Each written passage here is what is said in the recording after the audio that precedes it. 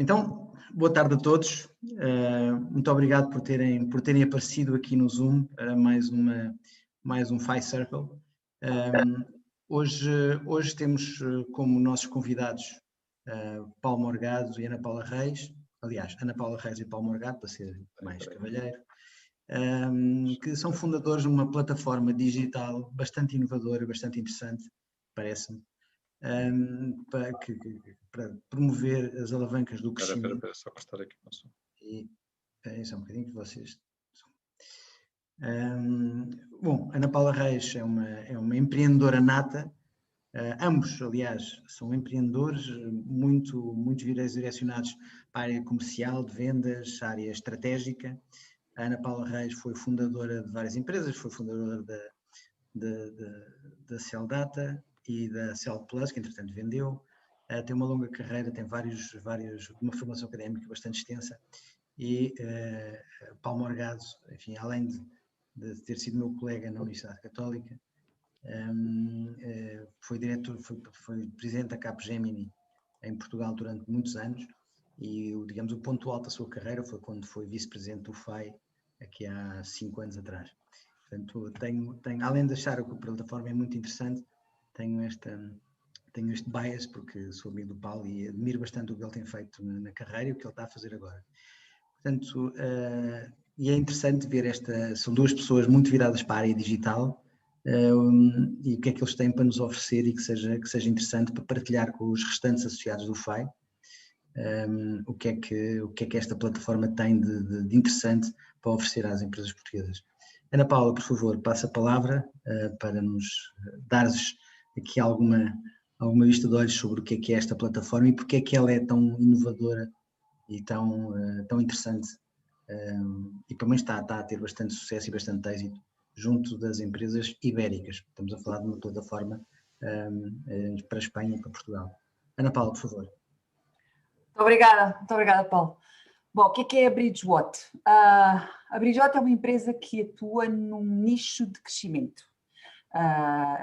E dentro deste, nós chamamos-lhe um nicho de crescimento, porque na verdade nós definimos exatamente o que quer dizer. Se é uma empresa que atua no crescimento, é um conceito que pode ser muito fluido, pouco definido, e portanto nós fomos definir exatamente o que isto quer dizer, e vamos falar disso um bocadinho mais à frente. Mas portanto, sendo uma empresa que atua no nicho de crescimento, falo suportado em duas plataformas. Por um lado, uma plataforma digital, e nesta plataforma o que nós fazemos é acumular credenciais, conhecimento e contactos e ajudar os participantes a fazerem aqui aquilo que nós chamamos o matching de interesses e de perfis. E é uma plataforma humana porque vai facilitar e vai acelerar essas interações entre aquilo que nós chamamos os sellers e os buyers e os sellers de crescimento. Portanto, já expliquei que há aqui dois lados desta plataforma, buyers e sellers. Agora, quando nós referimos estes termos, os buyers são empresas que querem crescer e perceberam que hoje em dia o crescimento implica usar entidades muito especializadas nas diversas áreas, nas diversas alavancas, que o Paulo vai falar um bocadinho mais à frente. E os sellers são justamente estas entidades com fortes credenciais em áreas específicas de crescimento que podem trazer inovação e que são de facto state of the art dentro destas áreas. Paulo, queres falar dos 20 levers? Sim, ou seja, quando nós criámos a Bridgewatt, a primeira coisa que nós sabíamos era que o crescimento não podia ser um conceito indeterminado, portanto tinha que ser um conceito objetivo. E para isso nós criámos aquilo que chamamos as 20 alavancas de crescimento da Bridgewatt, para facilitar, por um lado, o diagnóstico de crescimento do lado dos buyers e para organizar os sellers à volta destas alavancas. Eu vou projetar aqui o nosso site e no nosso site, no How We Do It, nós temos exatamente as alavancas que estão arrumadas à volta deste círculo. Este círculo não é mais nada do que as várias etapas de relacionamento dos clientes com as empresas, que começa com a atração da empresa, depois a aquisição de clientes, o ARPU, que é a receita média que se obtém dos clientes, depois a retenção dos clientes e depois as referências. Antes de entrar nas 20 alavancas, só aqui uma nota que eu acho que é uma nota também do porquê de nós termos criado uma empresa que só se dedica ao crescimento. Eu não sei se vocês sabem isto, mas eu tenho aqui uns dados da Pordata à minha frente e em 2008 a faturação média das empresas portuguesas eram 333.181 euros. 333 mil euros. Em 2008 faturava em média uma empresa portuguesa, contando com as pequenas e as grandes, etc. E em 2018, portanto, é os dados que temos da Pordata para este indicador, a faturação média de uma empresa portuguesa eram 327 mil euros.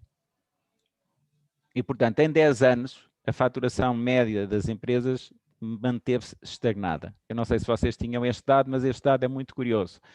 E há uma razão para ele, é que a maior parte do crescimento que houve em Portugal foi feito através de aquisições. Porquê? Porque o dinheiro é barato, ou o dinheiro era barato e continua a ser barato, e, portanto, é mais fácil fazer aquisições do que apostar no crescimento orgânico das empresas. Agora, se nós quisermos rentabilizar os ativos que temos em Portugal e ser um país mais sustentável, as empresas vão ter que, de facto, e agora, sobretudo no contexto em que nós estamos, as empresas vão ter que, de facto, que se preocupar como é que crescem organicamente. Pronto. Este, digamos assim, era uma introdução que eu acho que era bom fazer, porque Portugal é não só um dos países que cresce menos, a Espanha cresce um bocadinho mais, mas em termos do tecido empresarial, tanto empresas espanholas como empresas portuguesas, a sua faturação média está estagnada desde há mais de 10 anos. E então, o que nós fizemos foi, bom, então se as empresas têm que crescer, vamos olhar para este ciclo de relacionamento com os clientes e vamos ver quais são as alavancas para cada um deles. E portanto, no Attraction, aquilo que nós definimos como as 4 alavancas principais é o posicionamento das empresas e qual o seu target de clientes.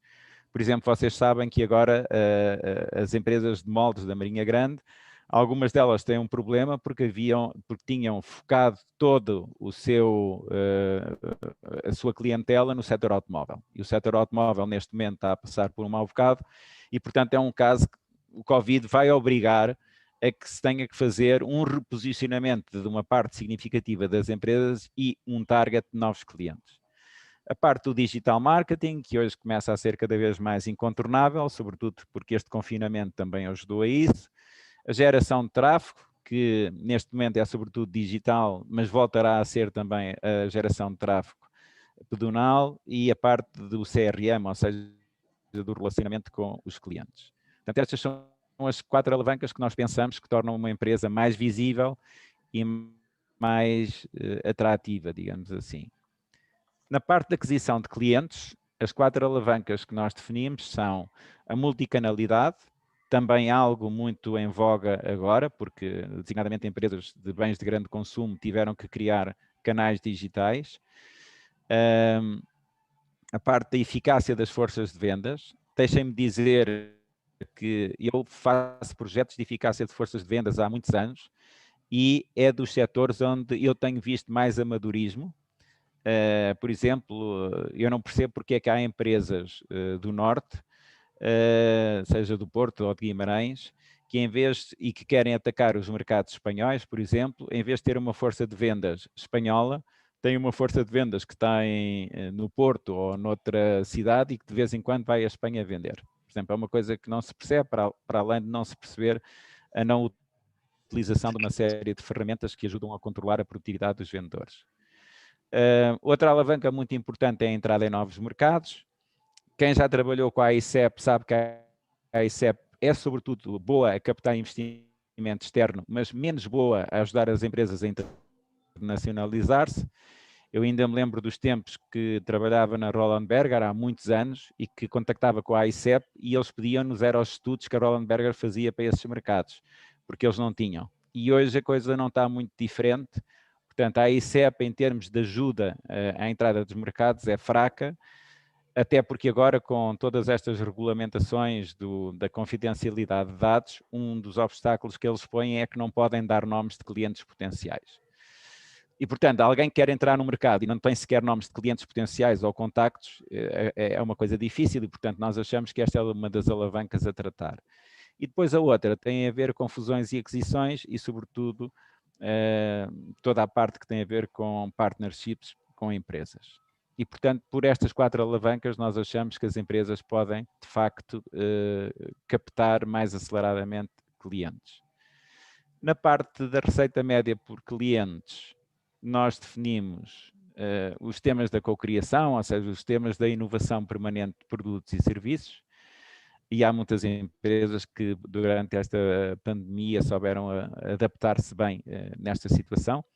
Os temas de pricing e de promoções, que muitas vezes são deixados para segundo plano, mas o correto preço dos produtos ajuda, por um lado, a que as empresas não percam clientes e, por outro lado, a que as empresas não percam rentabilidade. E, portanto, há aqui digamos, uma ciência por trás do pricing que nem muitas empresas não seguem. O tema do cross-selling e agora cada vez mais revenue sharing. Porquê? Porque há uma tendência para as empresas partilharem cada vez mais bases de clientes, complementando os seus produtos entre elas. Ou seja, o conceito de que uma empresa deve ter, somente ela, uma panóplia de produtos muito larga ou muito abrangente, se calhar não é um conceito do mundo digital. Cada vez mais as empresas se associam para esta partilha de base de clientes e, portanto, depois há uma partilha da receita. E depois tudo aquilo que leva aos temas da conversão de vendas. Há bocadinho falava na geração de tráfego. A geração de tráfego sem conversão de vendas acaba por ser inútil. Depois, na parte de retenção dos clientes, e para ir rápido, porque a centralidade do cliente, e aqui, sobretudo, a ideia da experiência que o cliente tem no contacto com a empresa. Aqui há uma coisa muito interessante, é que a experiência do cliente passou a depender cada vez mais de várias empresas. Por exemplo, quando alguém pede comida fora, está sujeito não só ao restaurante de onde vem a comida, mas também a quem faz o seu transporte. Quem faz uma viagem de avião está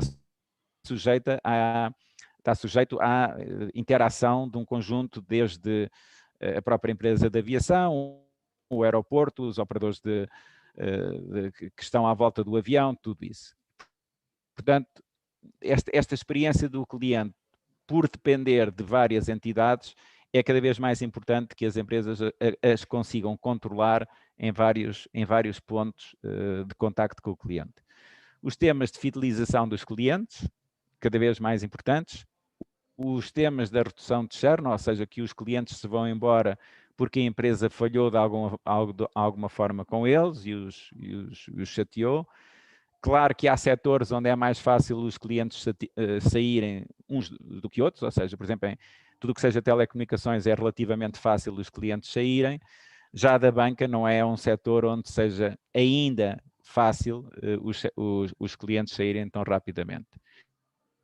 E depois um conceito que é muito caro ao Warren Buffett, que é o building a moat. A moat é aqueles fossos que estão à volta dos castelos, que basicamente é perceber quais são as barreiras à entrada à concorrência que as empresas dos vários setores podem criar.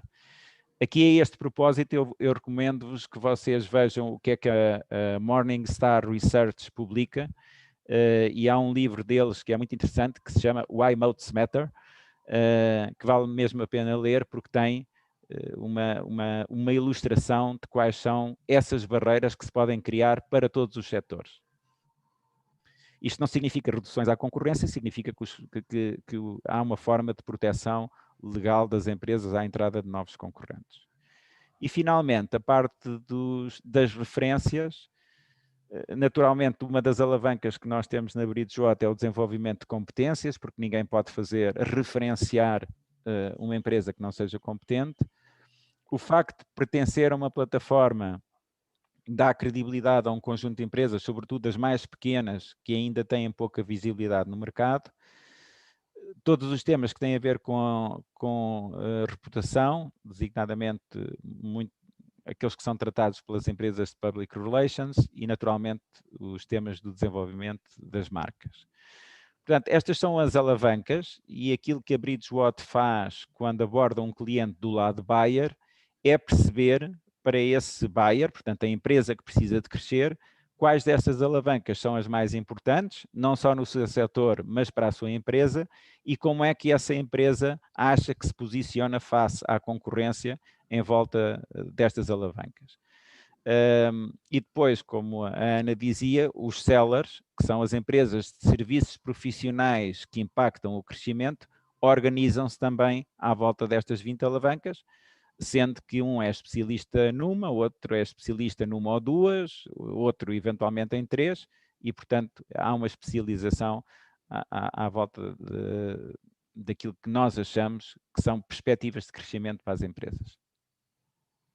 Eu acho que só assim para resumir, acho que é importante focar, portanto, qual é o valor que a Bridgewater vai trazer ao mercado a cada um destes players. No caso dos buyers, há aqui uma perspectiva clara de crescimento, com uma série de elementos de inovação, com a facilitação da interação dos buyers com os sellers e que há aqui um plano organizado, enfocado relativamente àquilo que é para cada uma das organizações, àquilo que são para cada uma das organizações as prioridades, de acordo com o estado, cada uma das fases do client engagement onde se coloca, ou cada uma das suas categorias de produtos. Portanto, para os buyers, estamos a falar de perspectivas de crescimento inovador e facilitação da interação com as entidades que podem ajudá-los a chegar ali. Para os sellers, estamos a falar, até porque geralmente são empresas bastante mais pequenas, que precisam, sobretudo, de visibilidade, de credibilidade, de se focarem nas suas próprias competências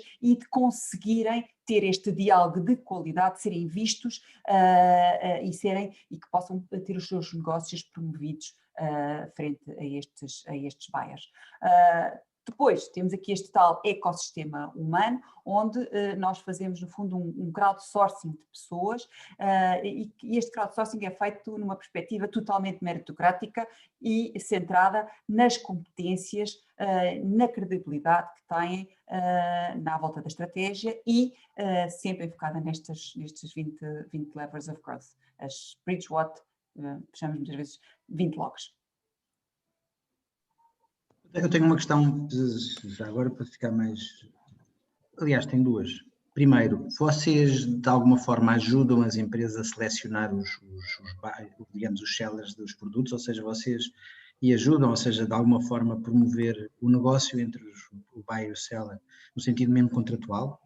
E a segunda é, o que é que esta plataforma tem assim tão original com o género de plataformas de compras ou clubes de compras, como acontecem por aí, que as pessoas se organizam, ou clubes fornecedores tipo Modelo Continente, ou o que for desse género, que hoje em dia está muito em voga. Não sei qual dos dois quer responder. Então, eu avanço e depois passo para o Paulo. Temos aqui este duo assim. Bom, o que é inovador? Por um lado, uma perspectiva verdadeiramente digital. E nessa perspectiva verdadeiramente digital, vou depois passar para o Paulo, mas que hoje em dia é muito importante, de transformação digital, que muitas vezes a transformação digital é encarada e vista numa perspectiva quase de uma transformação de informatização. E isso não é o digital. E aqui nesta plataforma, e já vos vamos mostrar, estes conceitos estão perfeitamente enquadrados, encaixados de uma forma muito clara. Por outro lado, as 20 alavancas, portanto, esta perspectiva, esta visão do crescimento numa perspectiva de processo e de caminho muito claro e de organização da sua própria estrutura. Toda uma base de conhecimento, estas 20 alavancas de vendas não apareceram do nada, resultam de muitos anos de estudo, de investigação, de experiência, de trabalhar o terreno e também da organização de 150 livros atuais e que tratam estes temas do crescimento através de frameworks organizados, dos quais nós nos baseámos, estudámos e temos os resumidos, já vamos quase na centena.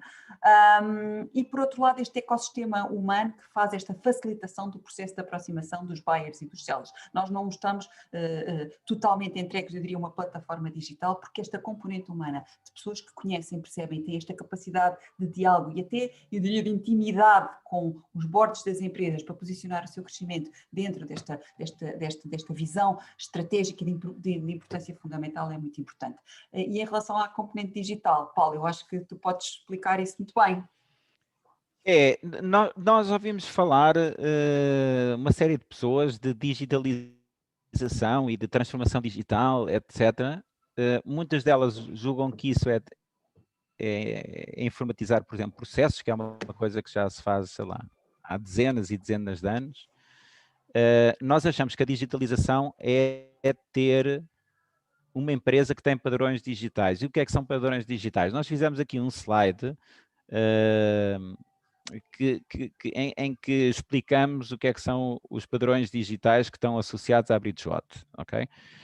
E damos aqui uns exemplos clássicos. Por exemplo, a Bridgewatt tem um padrão, sobretudo criado pelo eBay, a Amazon, que é uma plataforma de dois lados. Portanto, nós pomos buyers e sellers em contacto. E isto é importante porque quando muda o mercado, uma plataforma tem muito mais capacidade de adaptar a sua oferta do que uma empresa, ok? Portanto, uma empresa normal, clássica, não tem a possibilidade de repente, designadamente da IT, de despedir metade do seu pessoal e contratar outra metade nova porque o cliente mudou as suas preferências. Mas uma plataforma tem a possibilidade de contactar outros sellers para atender às necessidades dos buyers. E, portanto, dentro da Bridgewatt existe este padrão de a chamada Double-Sided Platform. Depois há um padrão tipo Netflix em duas coisas. Primeiro, porque nós damos voz a pequenas empresas, que é como se fossem os pequenos produtores que a Netflix acabou por dar voz e não só. E porque damos aos buyers uma panóplia de escolha de know-how à volta das 20 alavancas muito grande. No modelo chamado modelo All You Can Eat. Portanto, tudo aquilo que eles conseguirem consumir, podem fazê-lo. Uma das coisas que nós costumamos dizer quando nos perguntam, está bem, mas eu como buyer, eu sou uma empresa de seguros, ou sou, quais são as vantagens que eu vou ter? Bom, a primeira vantagem é poder ter conversas com os vários sellers que existem na plataforma, em que eu duvido que por uma hora de conversa com um seller alguém vai cobrar alguma coisa. Portanto, nós temos um mês de existência e temos à volta de 25 sellers. Portanto, os buyers que já estão a entrar para a plataforma podem fazer 25 conversas especializadas, sobretudo porque às vezes a alta direção precisa de ter estas conversas para ter ideias, mais do que para começar um projeto com uma grande consultora que ainda se calhar não decidiu fazê-lo. Depois nós somos um pouco Apple no sentido de que os buyers podem fazer playlists de levers e, portanto, podem fazer playlists de fornecedores destes levers, ou seja, alguém pode dizer, olha, eu vou-me concentrar no desenvolvimento multicanal, no digital marketing e na geração de tráfego. E para isso vou escolher 2 ou 3 sellers e vou fazer esta playlist. E pronto, e sei que estou a trabalhar com as empresas mais especializadas neste campo. Em vez de estar a consumir, mais uma vez, uma empresa clássica de consultoria, que não tem este nível de especialização e, portanto, oferece, digamos assim, uma panóplia menos adequada àquilo que é a necessidade do buyer. A Bridgewatt é também um pouco LinkedIn de empresas. Como vocês sabem, o LinkedIn é sobretudo uma rede social para pessoas em que as empresas estão presentes, mas as empresas não podem exibir as suas credenciais no LinkedIn. Não podem dizer quantas certificações têm, não podem dizer que prémios é que ganharam, quer dizer, podem publicar artigos sobre isso, mas não podem fazê-lo de uma forma tão sistemática. E, portanto, dentro deste ponto de vista, nós estamos também a criar algo que é um LinkedIn de empresas. Por outro lado, temos também uma feature da Uber, que é, na nossa plataforma, os buyers avaliam os sellers, mas os sellers também avaliam os buyers. Ou seja, o buyer avalia o seller, que é a tal empresa de serviço profissional de crescimento, sobre o projeto que ele fez com esse buyer, mas o seller também vai avaliar o buyer no sentido que vai dizer se ele definiu bem o que é que eram as suas necessidades, se o acompanhou durante o projeto, se pagou a tempo, etc. E, portanto, há aqui um cuidado recíproco na relação que os buyers e sellers têm. Depois, outra feature do mundo digital é o Analytics. Nós, à medida que o tempo passa, queremos acumular muito conhecimento, não só em volta destes 20 levers, porque uma das coisas que damos a possibilidade é aos nossos participantes de publicar muito facilmente na plataforma artigos em que apresentem as suas empresas, etc. E, portanto, temos a forma de monitorizar de modo anónimo o que é que são os levers mais procurados por setor, quais são as preocupações que os setores evidenciam em termos quantitativos, ou seja, quantas vezes é que o setor de bens de grande consumo procurou o lever desenvolvimento multicanal. Conseguimos, no fundo, o tema dos dados está presente na plataforma. Somos uma plataforma cloud e tu, Paulo, perguntavas em que é que isso se diferencia de outros clubes. Há outros clubes que só funcionam se forem a um sítio e agora esses clubes até estão fechados porque não podem ir lá. Portanto, isto é uma coisa que está na Amazon Web Services e que é acessível por várias, digamos assim, de qualquer parte, aí a qualquer momento. Somos um modelo de subscrição. Isto é uma coisa muito engraçada porque as empresas funcionam como modelos de subscrição na área laboral há séculos. Eu não sei se vocês se dão conta que a maior parte das empresas têm subscritos uma série de empregados. Porquê? Porque esses empregados estão subscritos e as empresas pagam à disponibilidade. E quer o trabalho seja feito, quer não seja feito. Mas na hora de contratar com uma empresa com modelo de subscrição, hesitam muito. E isto é uma coisa que a única explicação que existe para isto é a tradição. Porque, de facto, o mundo digital vai orientar-se para que as empresas tenham modelos de subscrição com entidades que estão fora da sua empresa e não apenas modelos de subscrição com os seus próprios empregados. Portanto, esta coisa de pagar à disponibilidade, em nossa opinião, é uma coisa que terá tendência a migrar também para interações que as empresas tenham com fornecedores externos, muito mais especializados do que a sua força de trabalho consegue ser em algumas áreas. Somos uma plataforma acessível naturalmente e operável desde um telemóvel e depois, talvez a coisa mais importante que nos distingue dessas tais plataformas mais de relação e de cocktail, Paulo, é que nós somos uma plataforma de inteligência coletiva, acima de tudo. O nosso blog, os conteúdos que nós incentivamos os participantes a criar, o facto de estarmos várias vezes no LinkedIn a dar voz aos nossos participantes, é, antes de tudo, motivá-los a criar conteúdos à volta das 20 alavancas, dentro da sua especialidade. E isso é diferente de ir a uma reunião em que se fala de coisas mais genéricas, assim como é diferente de organizar um evento apenas para dar palco a uma empresa em que alguém vai lá dizer um conjunto de coisas que são pouco, digamos assim, especializadas. E nós sabemos que há aquele tipo de assuntos passe-partout que se fazem nessas conferências, que são falar de liderança, é um típico, falar da sustentabilidade das empresas é outro que está na moda, etc. E toda a gente já ouviu 300 versões disso e se calhar de modos de crescimento é uma coisa que nós gostaríamos de incentivar, esse tipo de eventos em que não fossem conversas passe-partout, mas conversas focadas, como é que nós podemos gerar mais riqueza para as empresas e por consequência para o país. Obrigado, Paulo. Ainda por cima vocês são pessoas com bastante network, o que acho que facilita um pouco o trabalho. Eu abria aqui a discussão com os nossos associados do FAI, se alguém tem alguma pergunta a colocar.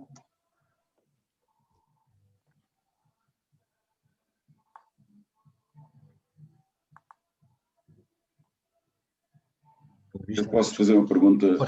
Força, Elite Seródio. Paulo, já nos conhecemos assim vagamente algumas dessas reuniões pessoais, agora é tudo online.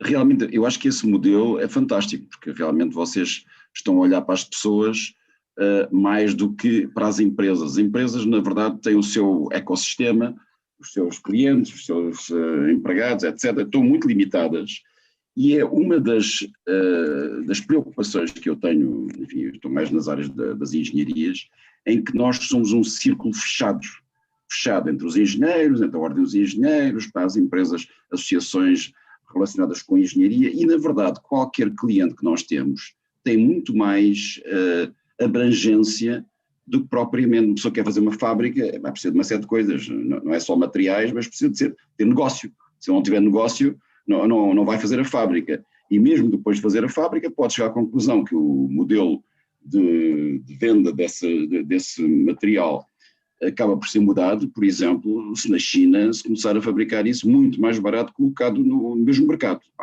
Isto em termos de peças, mas também em termos da própria engenharia, mas em termos até da gestão, porque a gestão, no fundo, das empresas está muito relacionada com a experiência que cada um tem dentro de uma certa área. Quando é lançado numa área diferente, sente-se um bocado com dificuldade, mas pode dar a volta se tiver alguma experiência de gestão, mas, acima de tudo, tem um bias para o negócio que ele conhece.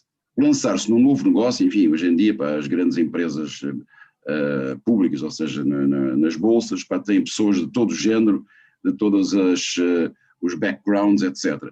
Mas, na verdade, esta ideia que vocês têm, que é, no fundo, mexer em tudo, é muito interessante. Eu achei uma maneira, digamos, inventiva, e ainda bem, porque a Ana Paula Reis, pelos vistos, está bem nessas plataformas, etc.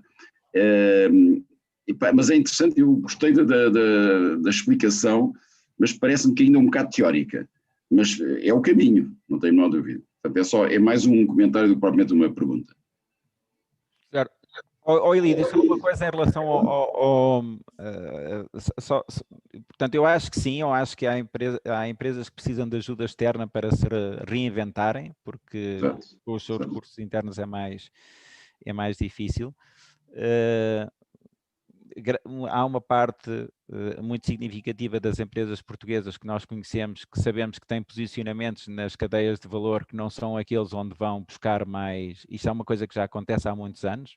E, sobretudo, quando uma empresa começa a competir baseada no baixo custo, significa que tem uma ausência de estratégia. Pronto, o baixo preço é sempre um sinónimo da ausência de estratégia. Exatamente. Em relação a este modelo, é preciso entrar nele e as empresas que estão lá dentro não o veem como conceptual porque já o vivem. Há uma coisa muito interessante, que é nós incorporamos já empresas espanholas e portuguesas e eles começaram-se a ver uns aos outros, mesmo do lado só dos sellers, e disseram, eu tenho que ter uma parceria com aquela empresa portuguesa porque nós somos complementares. E, portanto, isso deixa de... Quem está lá dentro, ou seja, para ter uma explicação condensada, como nestes casos, há coisas que são conceptuais porque não se viveram, mas para quem está lá dentro começa, de facto, a ter essa vivência de se poder fazer parcerias, porque há um capital de confiança de pertença à mesma plataforma e há regras de incorporação e de aceitação, etc. Há aqui uma outra coisa que eu gostava de dizer. Há um outro framework que nós trabalhámos e que não falámos aqui, ou não falámos até agora, que é aquilo que nós chamamos os The 4 C's of Growth, os 4 C's do crescimento, e que são Credentials, Content, Connections e Counseling. E que basicamente aquilo que faz este framework é muito mais dirigido, se calhar, até à área dos sellers, tem a ver com o relacionamento entre duas empresas. A primeira os Credentials, no fundo o que nós fazemos é digitalizamos tudo aquilo que são os prémios, as certificações, os awards. Temos um scoring board que vai mostrar, um scoring board reputacional e que é transparente, que é transversal a todas as empresas que estão no mercado e, portanto, na plataforma isto é visível por todos. O que é que isto quer dizer? Isto quer dizer que há aqui um mecanismo explícito de mostrar, de atrair sucesso, de mostrar sucesso e, no fundo, também de ir eliminando aqueles que não são capazes de acompanhar, porque eu não quero estar num diretório onde toda a gente aparece com credenciais e eu não sou capaz de o fazer. E, portanto, uma, duas, ou saio, ou tenho de estar ao nível e sempre a melhorar, porque a tendência é diferenciar-nos por essa via.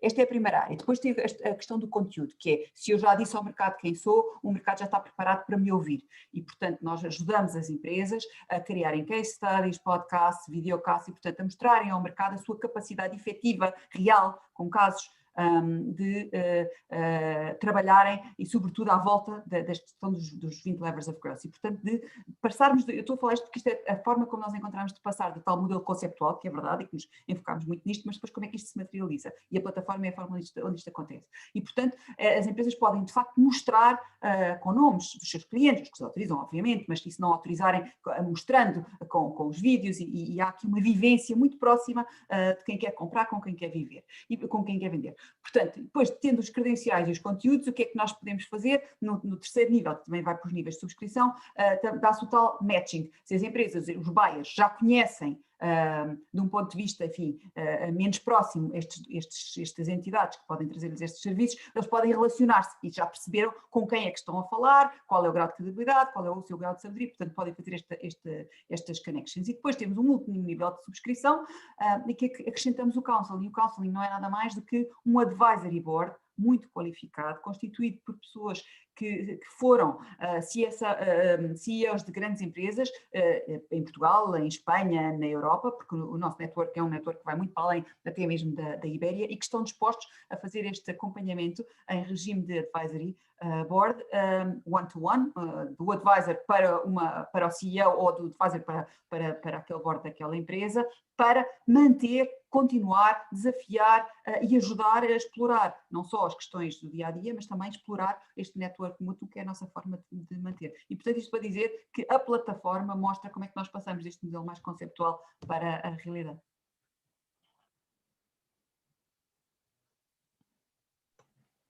Muito bem. Eu, por acaso, acho interessante. Vocês já quanto tempo é que criaram esta Bridgewater? Já tem quanto?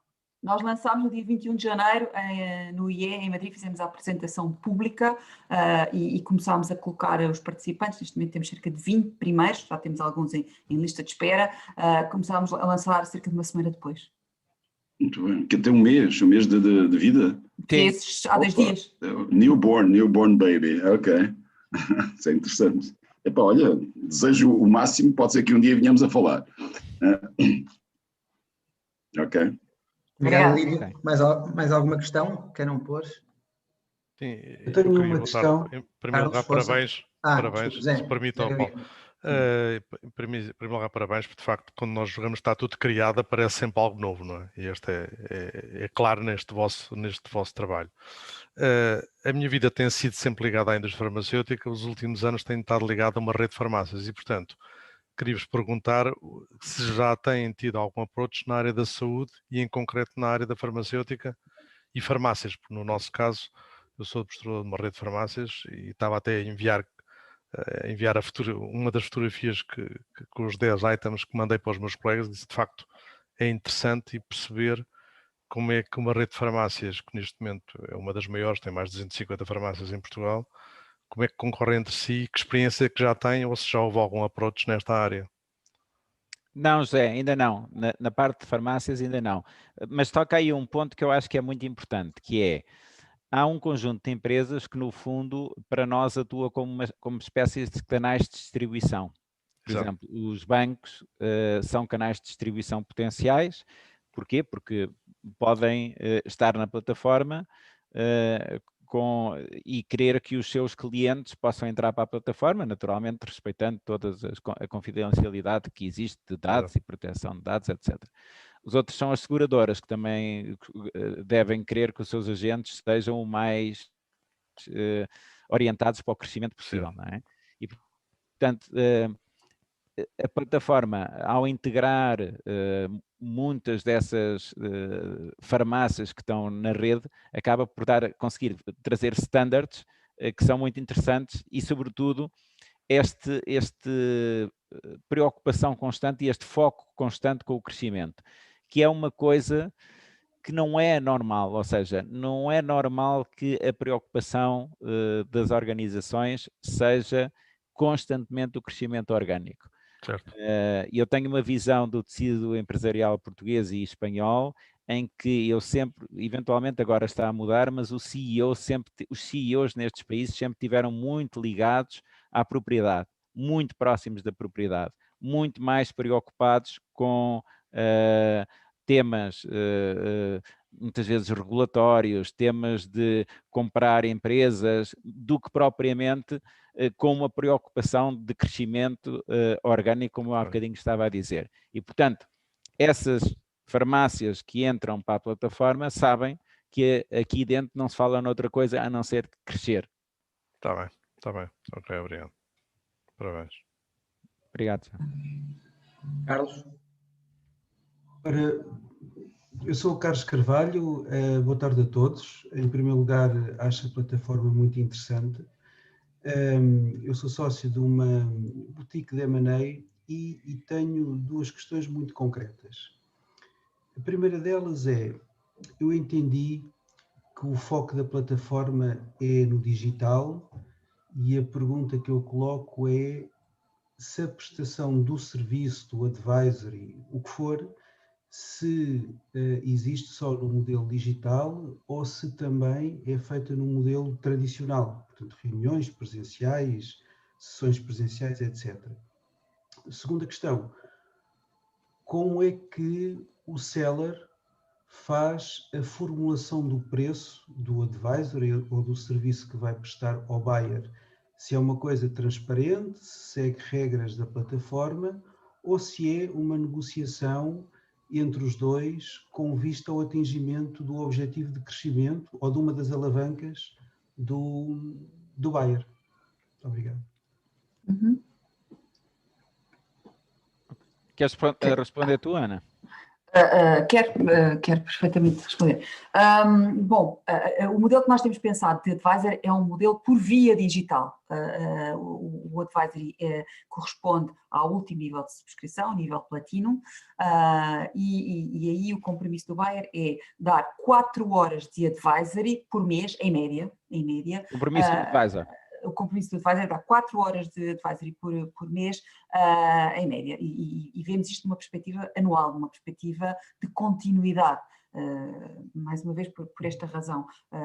E nós já tivemos empresas que nos abordam e dizem, mas eu vou fazer, eu tenho uma necessidade, tenho agora um projeto e preciso de um seller, ou preciso de um advisor, mas não é essa a nossa visão do crescimento. O crescimento não é um tema que hoje preciso de uma campanha ou tenho uma necessidade, é um tema de continuidade e, portanto, é esta forma como nós abordamos. Essa era a primeira. Relativamente à outra questão. Só uma coisa, Carlos, o advisor é a pessoa que faz parte do nosso networking, que funciona como um advisory board. O seller presta serviços profissionais de consultoria ou o que quer que seja, que têm a ver com o digital, podem não ter nada a ver com o digital, mas nós utilizamos o termo advisory para essa função de advisory board, não o advisory dado pelos sellers, ok? Eu entendi. Ok. Okay. Em relação aos buyers e aos sellers, é uma pergunta ótima para nos ser feita, porque eu acho que é uma coisa que é preciso ficar claro. Nós não vamos interferir na relação entre buyers e sellers, nós não temos nenhum modelo de comissionamento, ou seja, o buyer tem uma necessidade, e se tiver um nível que é um nível Gold, pode entrar na plataforma e colocar e dizer, eu tenho uma necessidade neste momento, vamos imaginar uma necessidade de M&A, e explica, com o nível de detalhe que entender, e nós na plataforma vamos fazer o broadcast desta necessidade para os sellers que se qualificaram como sellers de M&A em partnerships, que é uma das nossas mid-levels of growth. Só estes é que recebem esta necessidade. E respondem.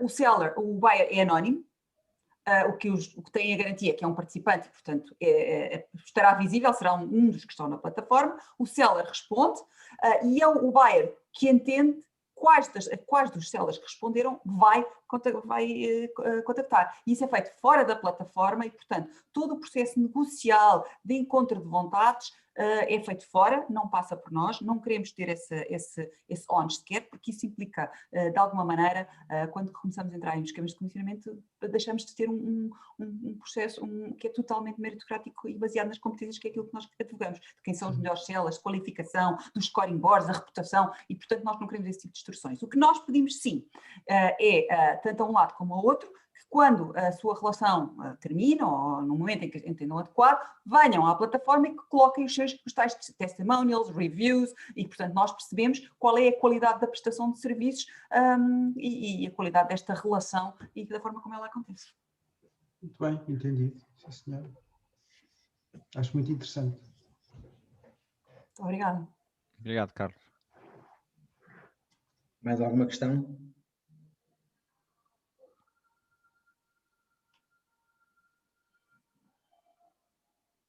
Na prática, vocês são um círculo... Estela tem que desligar o micro. Estava eu a dizer votos de bom sucesso para a nova plataforma e para a vossa... para o vosso novo desafio. Contem comigo para divulgar, que neste momento é importante também darem a conhecer o vosso projeto. Obrigado, Estela. Obrigada. Temos que falar num dia destes. Eu ligo quando quiser, vamos a conversa em dia. Eu por acaso até estava a pensar se não vou passar isto aos meus filhos, pode ser que interesse, pelo menos ao que tem a fábrica aí em Barcelona. Boa.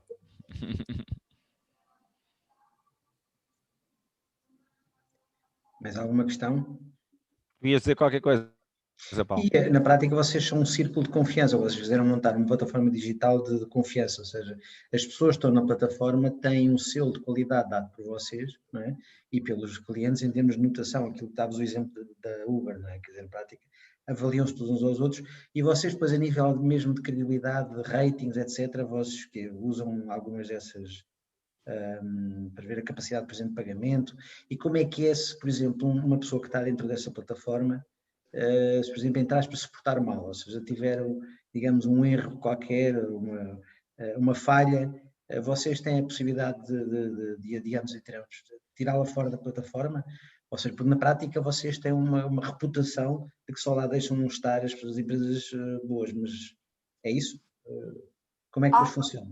Esta transparência, tanto no que diz respeito às credenciais, como esta questão dos testemunhos, das recomendações e que são dados nesta 360 graus, em si mesmo já é promotora da própria autoseleção, não é? Eu se tiver um mau scoring, provavelmente não quero estar, não me quero expor dessa forma. Portanto, isso só por si vai acontecer. Depois, nós logo no primeiro nível de subscrição, no Crystal, temos 4 métricas de saúde mínima económica ou financeira das empresas, porque fizemos uma parceria com a InformaDB e, portanto, a partir do momento em que qualquer entidade se registra, imediatamente aparecem estas 4 métricas de sanidade, de higiene económica ou financeira, que também é importante. E depois, contratualmente, nós temos de facto contemplado essa questão, que se houver um participante que reconhecidamente se porte mal, pois nós temos obviamente este direito de admissão, tanto à entrada como mediante um comportamento indevido, obviamente. É de facto aqui esta questão da meritocracia, da qualidade, da credibilidade, é para nós absolutamente fundamental e aqui entendo, tanto no modelo como nós expressamos, como até no próprio modelo de retribuição. Há aqui uma coerência nessa abordagem. Mais questões?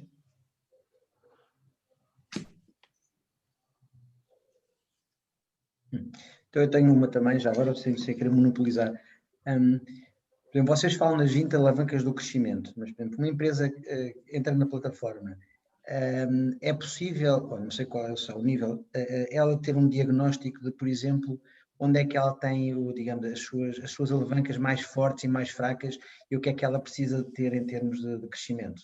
Há algum apoio, alguma ajuda ou ela é que tem que escolher por si própria e encontrar o seller necessário?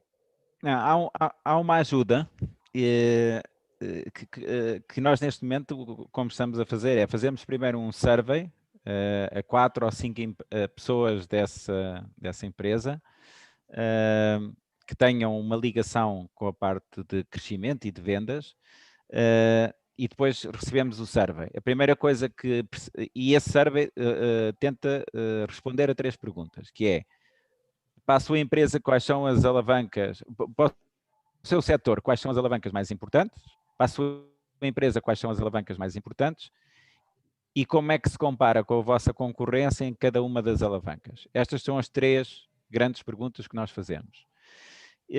Uma vez recebidos os surveys, nós depois fazemos um workshop para tentar saber os porquês das respostas, ok?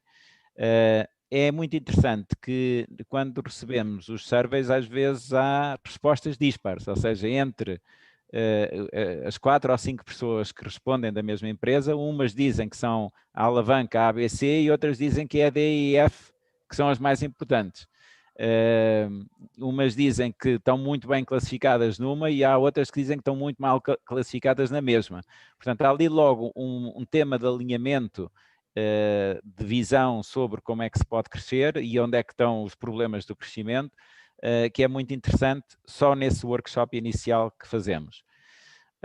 Nós devemos anunciar para a semana uma parceria, fica aqui em primeira mão, com uma empresa holandesa de Artificial Intelligence, que nos vai ajudar a gerir esse processo e a criar um repositório de razões para a escolha de certos levers por indústria. Porque nós sabemos que, naturalmente, os levers e a importância deles varia de indústria para indústria, de setor para setor. E, portanto, queremos ficar com um modelo automatizado de autodiagnóstico para as empresas, que estamos, inclusivamente, a pensar em disponibilizar sem mais custos para os subscritores do Platinum, do pacote mais caro da plataforma.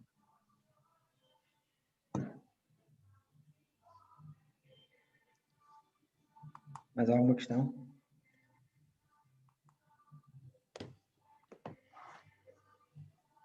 E apenas gostei imenso da atenção, mas já agora fiquei com curiosidade em saber quais são os vossos, as tais, as platinas, o dourado, o prateado, digamos, quais são os pacotes essenciais que...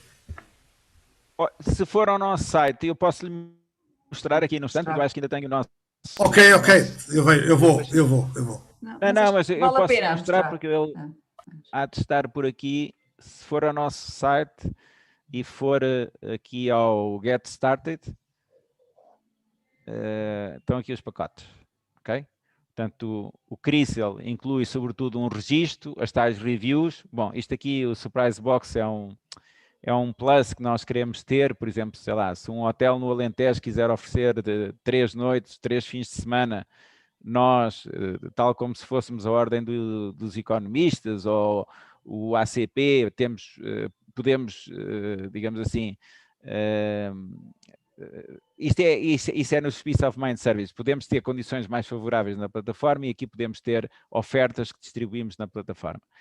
No Silver temos o Scoring Board, que é aquilo que nós falámos, temos estes Peace of Mind Services, que é as empresas, independentemente de serem sellers ou não, ou serem buyers, podem querer aproveitar a plataforma para fazer acordos quadro, que, como eu estava a dizer, tipo a ordem dos economistas, e estás aí, Rui, sabes que isso de vez em quando faz para os associados, imagino eu, que eu espero não estar aqui a cometer nenhum erro, ou o ACP, que nós sabemos que tem condições, designadamente de depósitos com a banca, que são mais favoráveis, essas empresas podem fazê-los aqui também, aproveitando o facto deste ser uma plataforma business to business, portanto, ser uma plataforma para empresas. Aqui o Gold tem as Needs and Leads. As Needs and Leads é tal marketplace em que um buyer pode dizer: eu quero fazer este tipo de projeto, e os sellers dessa alavanca vão responder, e um seller pode querer fazer uma campanha junto dos buyers, e portanto faz isso com muita facilidade na plataforma. E depois no Platinum acrescem os Advisory Services. Quando se faz login, entra-se na plataforma, ok? Isto é a nossa plataforma. Eu mostro-vos rapidamente o diretório. Portanto, nós também estamos aqui, mas há várias empresas que já estão na plataforma e que nós continuamos a pôr. E depois o interessante é o tal Scoring Board.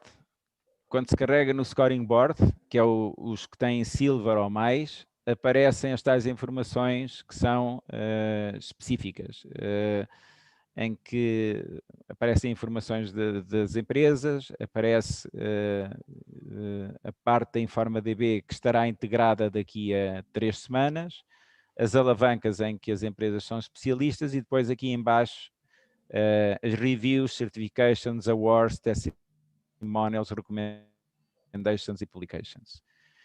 A plataforma é muito fácil de usar, portanto, se alguém quiser carregar um certificado, vai ali ao My Account, põe Add e põe ali um título do certificado, põe a descrição e faz o upload do mesmo. Assim como se quiser fazer uma publicação, também é muito fácil. Cria novos conteúdos, todas as publicações têm que estar associadas a um lever, põe um título, põe o lever, põe o conteúdo, faz um upload de uma imagem e a publicação aparece, etc. Portanto, como veem, a plataforma é algo muito fácil de utilizar, é muito intuitivo. E ainda bem que fez essa pergunta, porque permitiu-nos entrar aqui rapidamente e ver alguma mecânica do seu funcionamento. Muito obrigado e parabéns. Obrigado.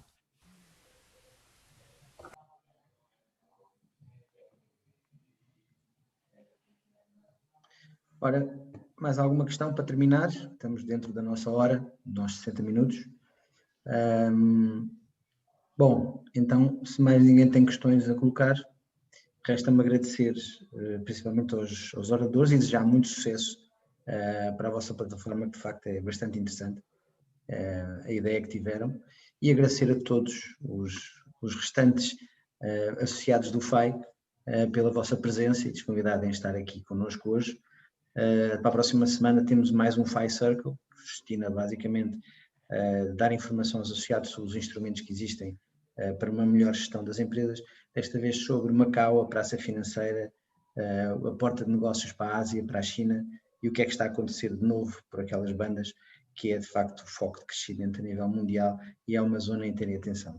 Mais uma vez, obrigado a todos e espero voltar-vos a ver em breve.